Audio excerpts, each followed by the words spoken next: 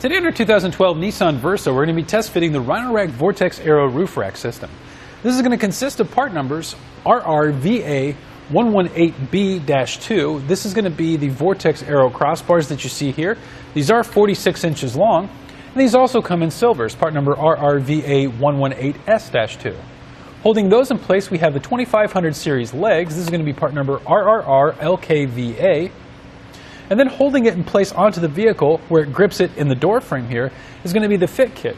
And that's going to be part number DK047. Now this is a great roof rack system with a lot of accessories that you can put onto it, such as bike racks, cargo baskets, and cargo boxes. It utilizes T-tracks on the top of it as well. We see these Vortex Aero strips. Removing our end cap here, what you would do is remove the strip, insert your T-track accessory, and then cut the strip to length around it.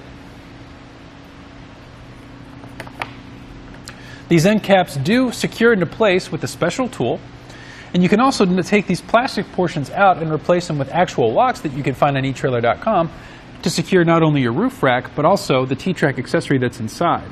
And you can make it key to like with your 2500 series legs. These are elliptical shaped bars, which means they're going to cut down on wind noise and drag and eliminate the need for any fairings that you may need with other roof rack systems. And with the custom fit kit here, it is padded both at the bottom as well as where it clamps onto your door frame to make sure that your vehicle doesn't get any scratches or abrasions on it once it's being installed. With a 2500 series leg, again, it does have that lock on the end to secure it. So let's go ahead and show you how the rear bar gets put into place.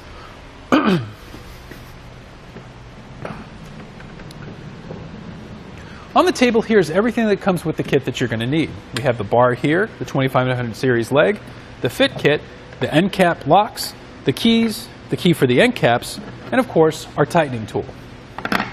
So first things first, we're going to go ahead and remove our end cap here so we can install our leg on it. To make it a little bit easier on us, we'll flip this upside down, and with our leg, we're going to make sure that this top bracket here slides into that bottom channel.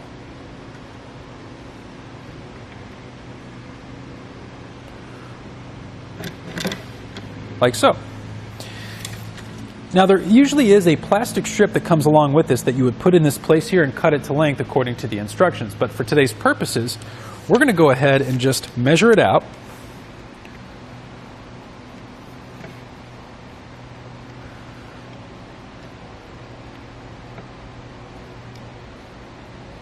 Once you have it measured out to its proper point, we'll take our included tool and we're going to tighten down the screw in the center here so it's nice and tight.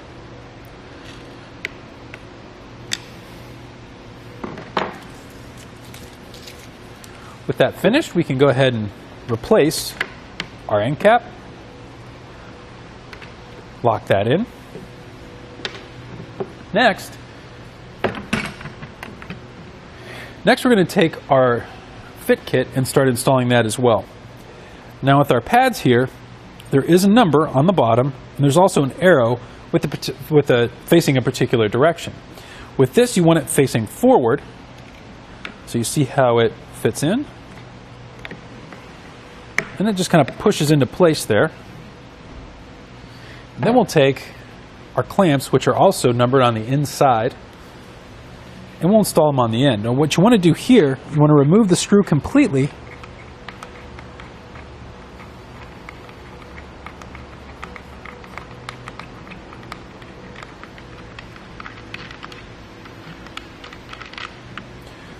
We'll line up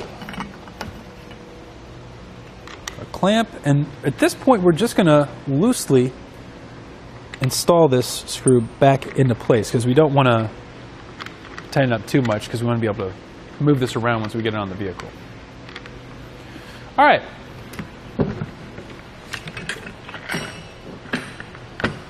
Now we can set this on our roof. Our first step, though, is we're going to have to open up the rear doors on both sides.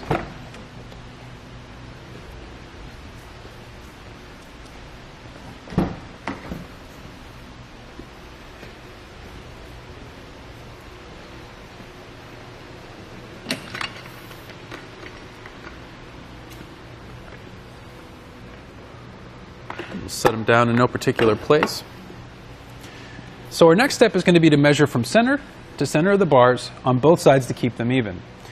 How we got the first bar in place, we measured from the center of the door jamb to the center of this bar here on both sides. And again, this is in accordance with the instructions.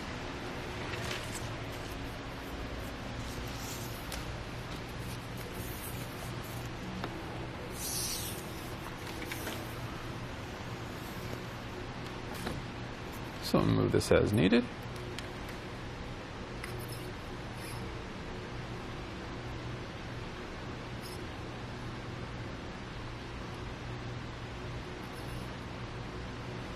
I'll do this on the other side as well.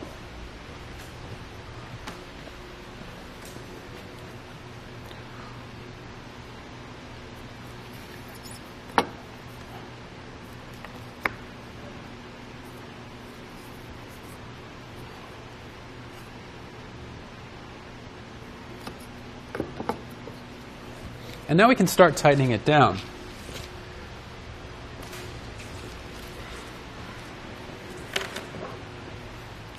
We're going to take our blue handle tightening tool here. And one thing I'd like to point out is that you see that it has a curved end.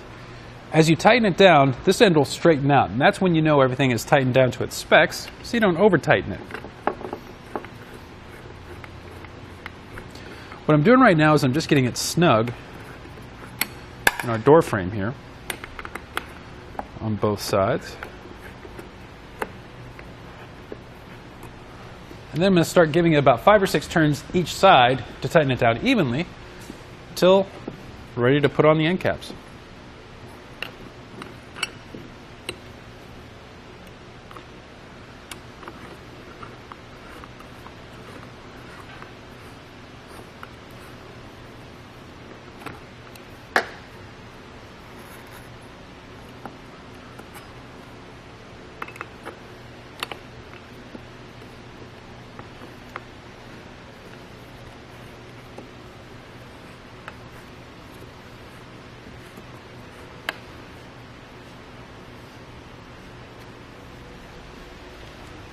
Some other accessories that you can put on this roof rack system are things like ski and snowboard carriers, kayak carriers, just a wide variety of products that Rhino Rack also offers.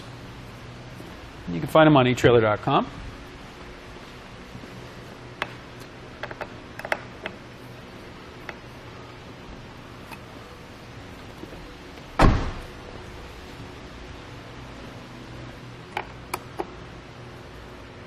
All right. Now we can put our end caps in place. So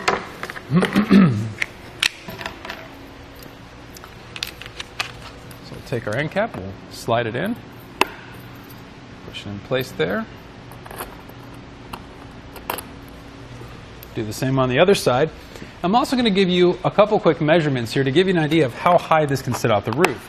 Because with the series legs here, this is sitting pretty high up there.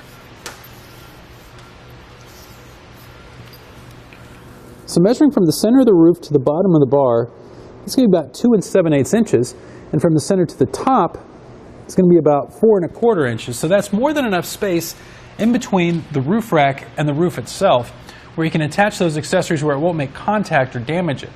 Also, if you have a sunroof on your vehicle, it shouldn't impede that at all either. However, if you do have a bike rack or a cargo basket fully loaded, just keep that in mind when you're pulling into garages or low clearance areas. These bars do have a carrying capacity of 165 pounds once they're installed, but you always want to double check with your vehicle's manual to make sure your roof can take those weights and go by their recommendations. And there you have it for the Rhino Rack Vortex Aero Roof Rack system on our 2012 Nissan Versa.